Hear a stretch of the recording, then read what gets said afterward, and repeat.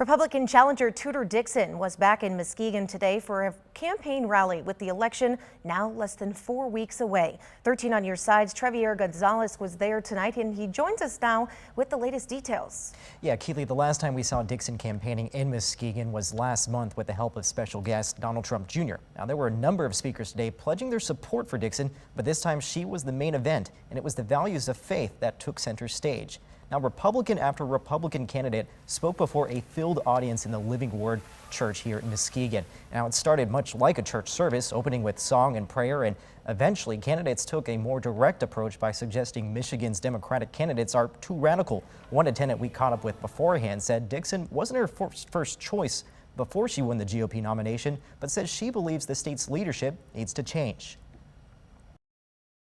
We need fresh blood.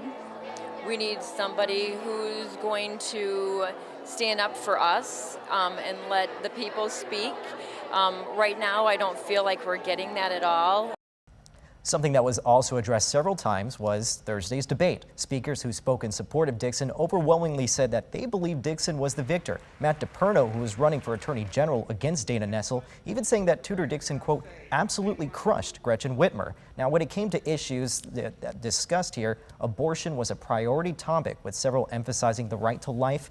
Parents' rights in school also came up time after time, with claims that schools are overstretching their authority and not focusing enough on the basics like reading and writing. There were also hot-button mentions of additional claims like pornographic content being available in school libraries and conversations about gender identity. Now, one last point that continued to face scrutiny by Republicans was Governor Whitmer's response to the COVID-19 pandemic, something Dixon says Michiganders are still upset about.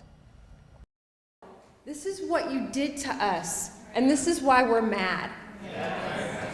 And we want you to know that we're mad and we're not forgetting about this, no matter how many bills you sign at the 11th hour.